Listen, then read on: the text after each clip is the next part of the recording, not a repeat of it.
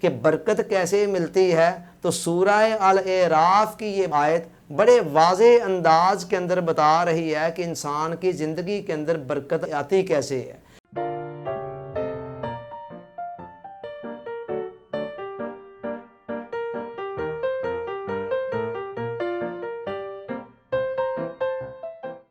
Dear audience, السلام علیکم۔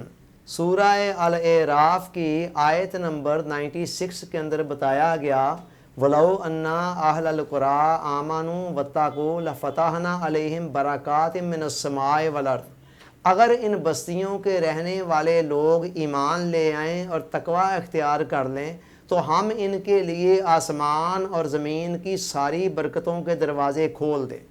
گزشتہ لیکچر کا خلاصہ یہ تھا کہ کثرت اپنی جگہ پر اہم ہے، مال و دولت کی، ساز و سامان کی، لیکن کثرت سے کہیں زیادہ اہم چیز برکت ہے۔ انسان کو کثرت کی بجائے برکت کے پیچھے بھاگنا چاہیے۔ ہاں، برکت کے حاصل ہونے کے ساتھ ساتھ جس حد تک کثرت اس کے ساتھ جمع ہو جائے تو یہ اپنی جگہ پر ایک اچھی بات ہے۔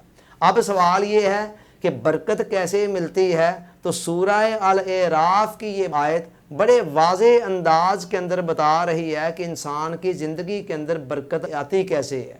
قرآن نے بتایا کہ دو چیزیں ہیں جن کو اگر انسان اپنی سیرت اور کردار کے اندر جمع کر لے تو آسمانوں اور زمینوں کی ساری برکتوں کے دروازے اس کے لیے کھل جاتے ہیں اور اس کی زندگی برکتوں سے لبریز زندگی بن جاتی ہے۔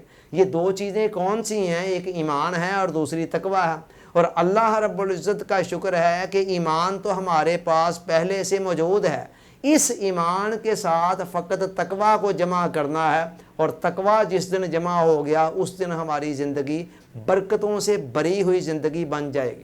اب سوال یہ ہے کہ تقوی کیا ہے؟ تقوی کا آسان مفہوم یہ ہے کہ علم اور ارادے کے ساتھ گناہوں کو چھوڑ دینا۔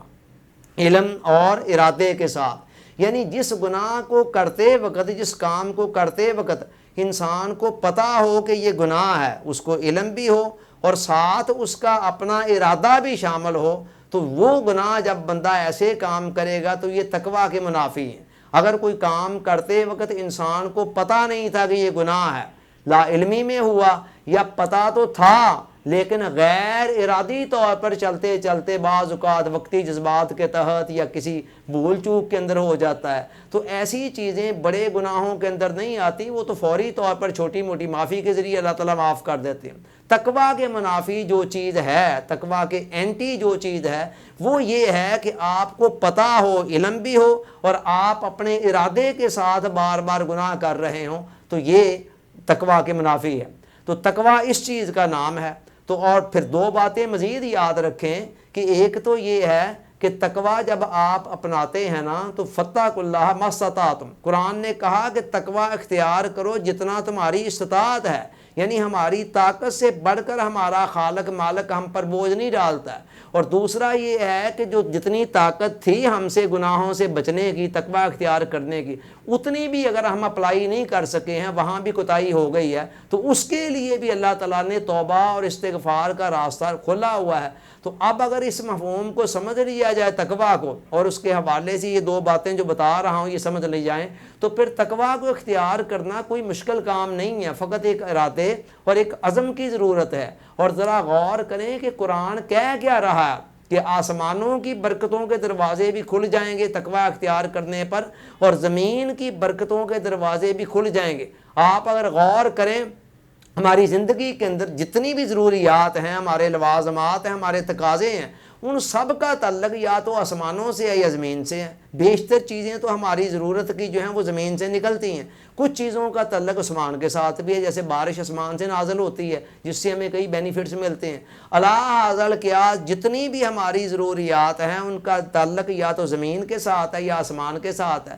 اب اللہ فرما رہے ہیں کہ تقوی کو جب ایمان کے ساتھ جمع کر دیا جاتا ہے تو اس بندے کے لیے زمین اور آسمان کی ساری برکتوں کے دروازے کھل جاتے ہیں۔ تو اندازہ کریں کہ اس بندے کی زندگی کے اندر کتنی آسانیاں آ جاتی ہوں گی۔ اور اگر اس کا آپ نے پریکٹیکل نمونہ دیکھنا ہو تو آپ اہل اللہ کی زندگی کو دیکھ لو، اولیاء اللہ کی زندگی کو دیکھیں، صلحاء کی زندگی کو دیکھیں کہ کس حد تک ان کی زندگی کے اندر برکتیں ہوتی ہیں، कितना उनकी ज़िंदगी के अंदर सुकून होता है, कितना इत्मीनान होता है, और किस तरह उनके मामलात के अंदर आसानियाँ पैदा होती चली जाती हैं। अम्बिया के साथ तो ये मामला होता ही है, गैर अम्बिया के साथ भी, सुलहा के साथ, औलिया के साथ हर ज़माने के अंदर हमें दिखाई देता है। अगर हम भी तकवा अख्तियार कर लेते हैं, ईमान के साथ तकवा को जमा कर लेते हैं, तो यही रंग हमारी ज़िंदगियों के अंदर भी आ सकता है। अल्लाह ताला सोचने, समझने, याद रखने, अमल की तौफीक अता फरमाए। आमीन। आपका बहुत बहुत शुक्रिया।